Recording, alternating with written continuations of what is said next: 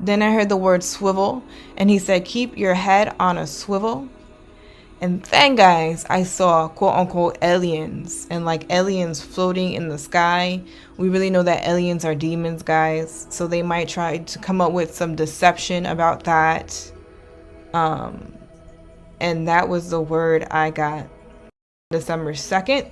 Okay, so this is breaking news overnight. Your story here on these amazing UFOs. So first of all, just give us some context here. How did you come to this footage, and how did you start to put all of this together? I think you've personally called it one of the most compelling pieces of video that you've ever seen.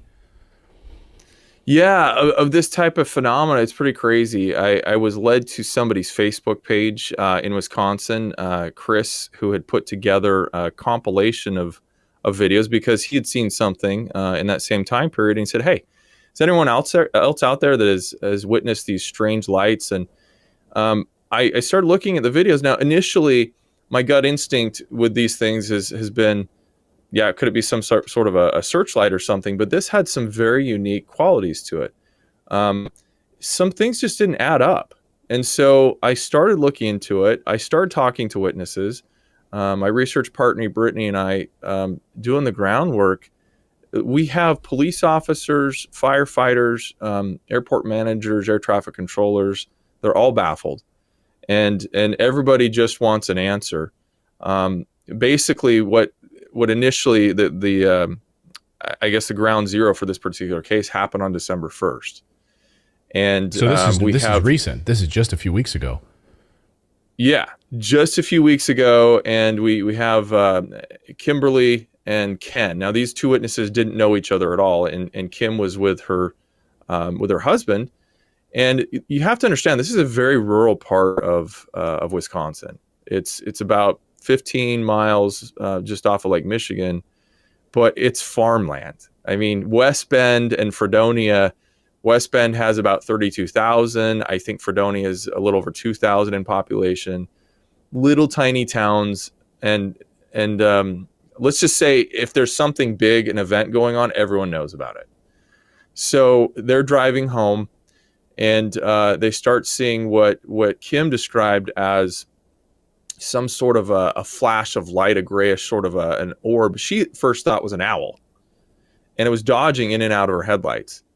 So they saw it about 3 or 4 times, like, hey, this can't be an owl. This doesn't happen that often. And they pulled over, and they started to see these lights up in the sky that were kind of dancing around, kind of ascending and coming down.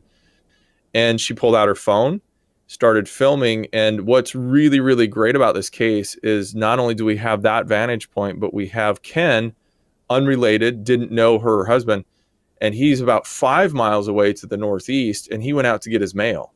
So completely dark out there, goes out to get his mail, and he looks up at the sky and sees these lights kind of, he said it was almost whimsical. They were kind of chasing each other in a game of tag, and he realizes he has his phone and film. So what you see in the breakdown is the two vantage points, which are synced up perfectly. The time codes everything of what we call two phases or waves.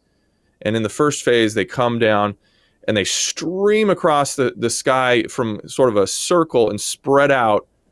In less than a second, they're across the sky. And then 8 seconds later, a next wave comes. But in this case, we have, I believe it's 4 lights, and a fifth one looks like as they're traveling in formation, it zips into place almost as if a place had been waiting for it, like you'd see, like an air show. Yeah. And it comes into formation, and those ones take, several seconds to cross. So very, very strange. The movements, the intensity of the lights, everything that we've been seeing, we just don't have an answer yet. So when you talk to the police officers, firefighters, and air traffic controllers, now they also saw it, or they heard reports of it. I'm curious. It always adds a level of credence to a story when you have these people in authority, because very often they don't necessarily want to come forward and talk about it. They might be ridiculed at the office, but you have police officers, firefighters, and air traffic controllers all saying, we don't know what this was.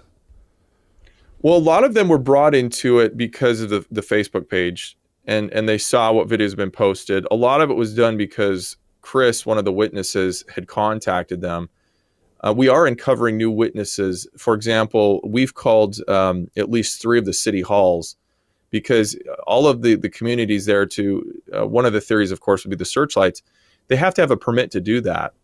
And for commercial and do it legally, none of them reported anyone has applied for a permit, and none of them knew of anything going on. However, one of them who worked at City Hall said, "Yeah, I'm glad you called. I saw the same light." Wow. I saw one of them, though.